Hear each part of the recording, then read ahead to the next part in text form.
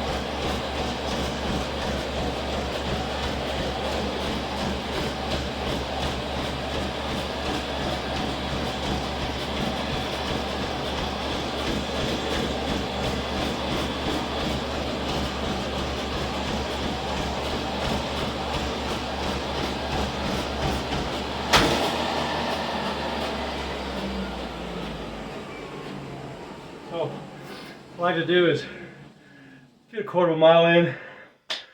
That was a little faster. That was 8, but you get the point.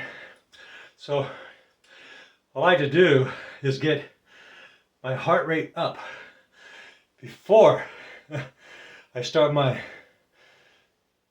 weights, right? Get it going, right? And so from there, I'll go and I'll do a set of 10, maybe. Right? So I'll come over here and so I just did my legs, so that's really another good exercise. I did it when I was in football. What we would do is start at the heaviest weight we can do, realistically, and go up to the lightest weight. Go back down to the heaviest weight. Slide. You gotta, slide the thing in and out, but it's part of the process. And go back up to the lightest, heaviest, lightest, until we were back at the lightest. We're going, I can't even move this lightest one, right? So that's another good. What that'll do is it'll actually bring a lot of toneness, strength and toneness to all the muscle groups that are doing, say, the bench press over here, right? So that's a crazy workout, but has big, quick benefits. So, but today I vary my exercises. I don't get myself. I call it stuck. I don't get myself stuck in a routine of exercises. I try to do a wide range of exercises. So, and I bounce from one to the next. So I'll do like maybe 10 of these.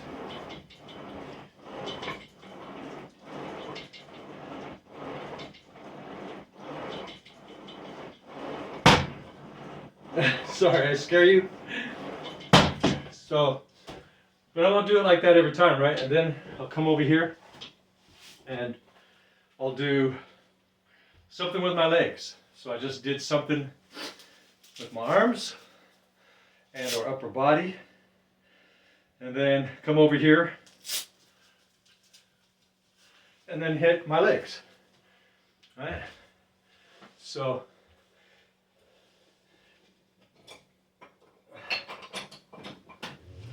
hit the legs. Now you don't have to always do 10, right? Whatever feels right at the time.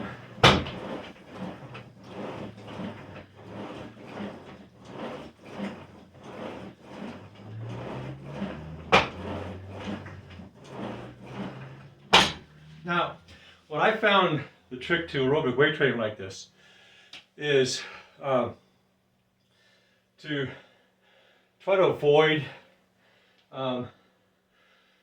doing too much of heavy weight, because if you think about what's happening here, you're going from one exercise to the next and then back. The only rest period, well, it's not a rest period really, it's just enough to catch your breath, right?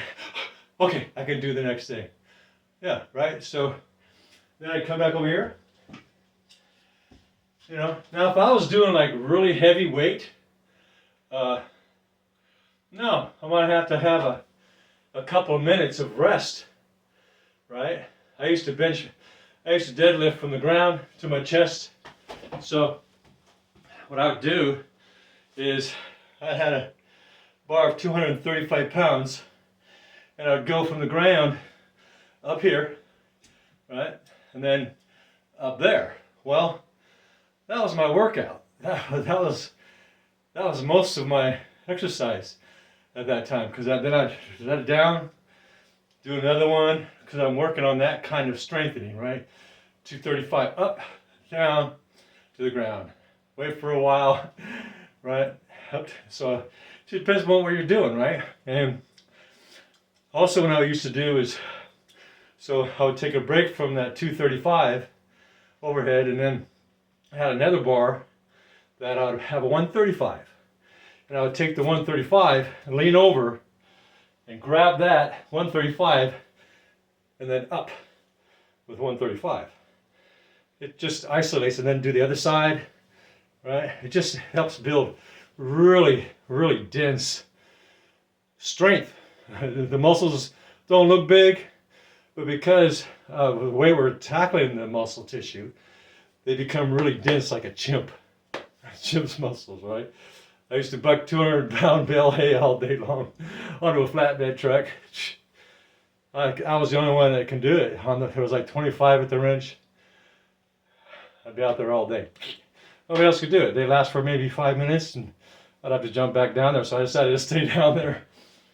Anyway, so then I come back over here. To me, it's not about, you're going to get stronger by doing this. You're actually going to get stronger. And also by doing it this way, working out this way, the odds of you getting an injury from overweight, right?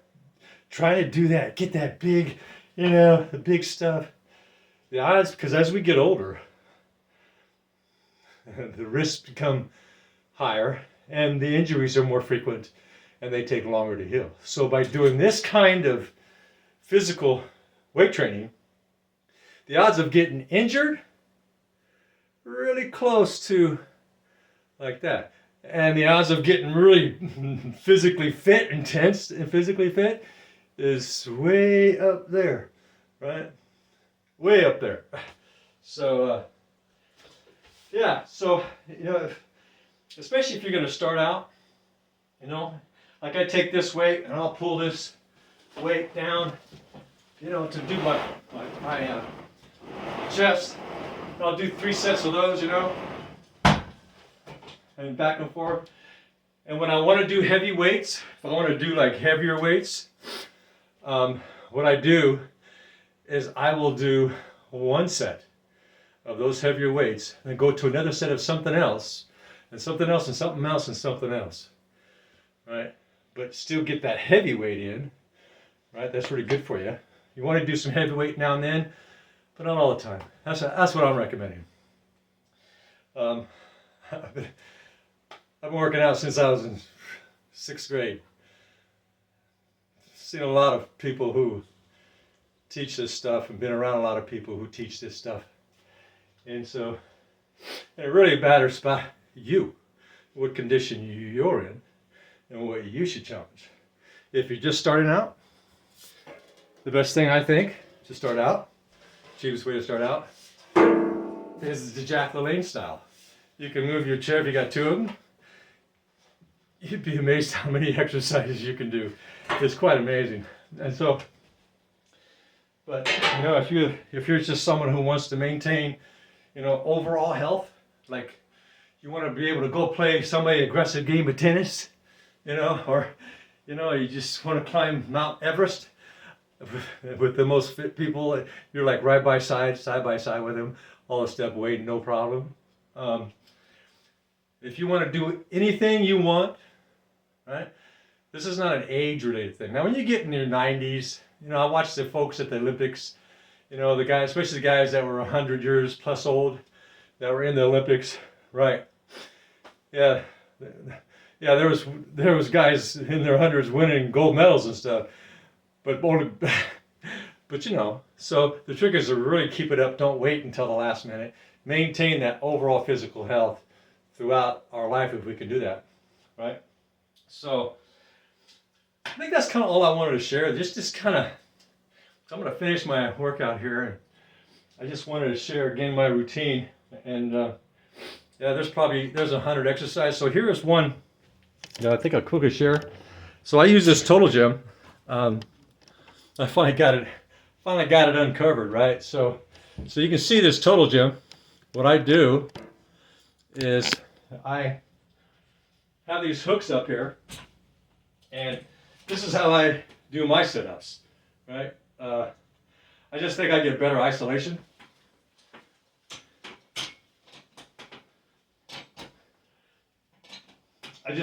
I like to twist because I like to get the sides, right? By twisting and pulling up,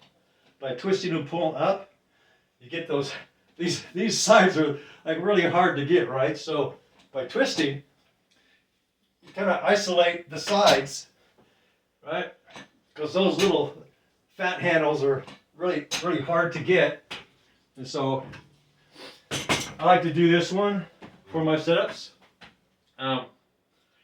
And then I got another one that I do for sit-ups, but this is kind of This is not something you're gonna probably have.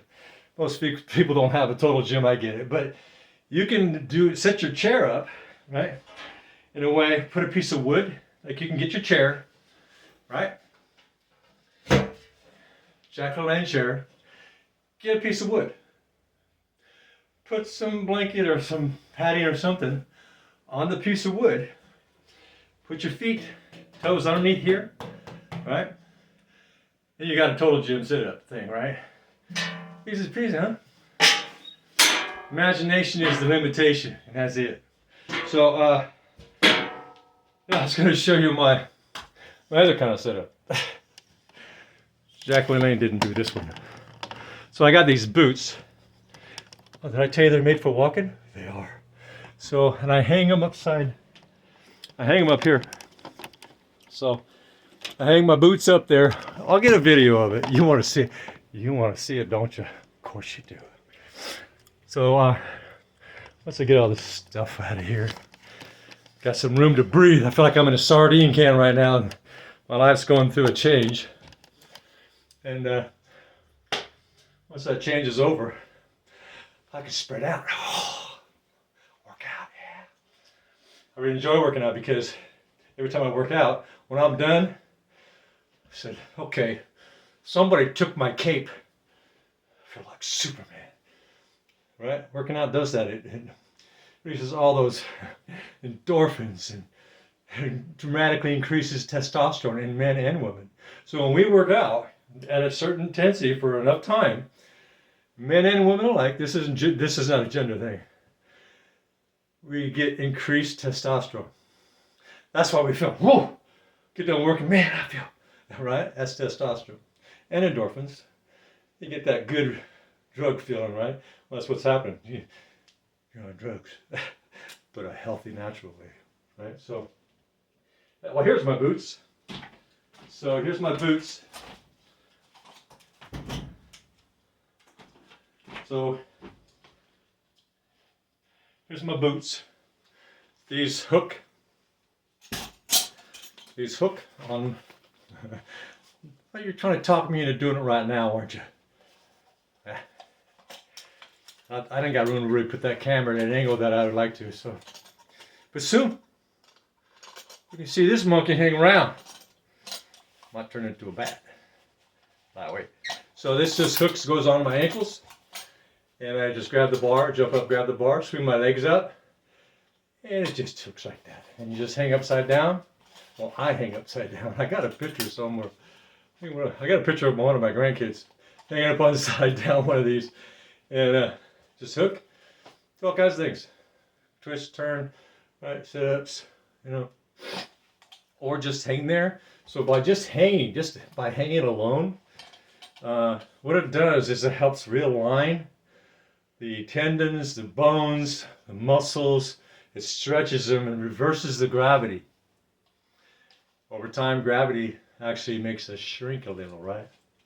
So I did used to be taller a little bit. And so by hanging upside down, gets everything, it confuses the body. Like, hey, I guess I got to start stretching the other way. Wouldn't that be cool if I start stretching everything else the other way? Like, oh, everything even out. Ain't that cool? That ain't gonna happen. The way to look at your skin, your epidermis, look at it as armor. Our epidermis is our armor. It protects us from all the attacks from toxins and radiation from the internal side of us, our organs, the viruses and the bacteria. And our epidermis, our skin is constantly getting attacked through our whole life, damaging it on a cellular level, really. And that's what causes our skin to sag or wrinkle. It's a buildup of what's called senescent cell, right? The senescent cells just build up. They're so damaged they can't even function. They're still there, but they're not participating anymore. They're just sitting there hanging around, wrinkling up and damaging. They're not helping the collagen cells to reproduce fast enough to keep everything taut. Aging process. David Sinclair, I think, he's almost got a cure for that, bringing those senescent cells back to life.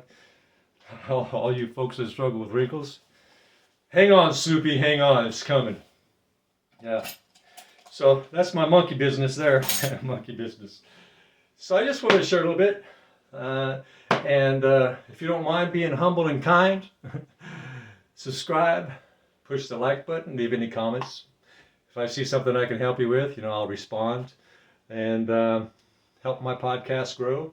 I've got tens of thousands of podcasts that come in your way with all kinds of different topics, including my own opinion of physics.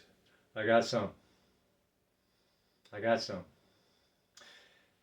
Including quantum mechanics. Now, the physicists, they might say, what? Right?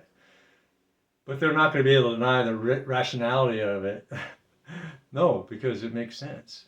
Right?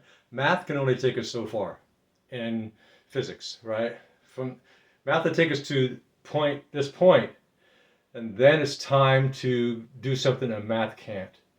We need to think out the side of the box of math. We need to take the math, in my opinion, and extrapolate from where the math took us. Extrapolate from their reasoning. We need to leave the box of math from time to time and extrapolate a higher level of perceptional reasoning. I don't know how I got in that. I don't know, man. I'm talking about getting exercise, getting healthy. So anyway, you have a nice day. Subscribe and watch for my physics podcasts. Good, eh?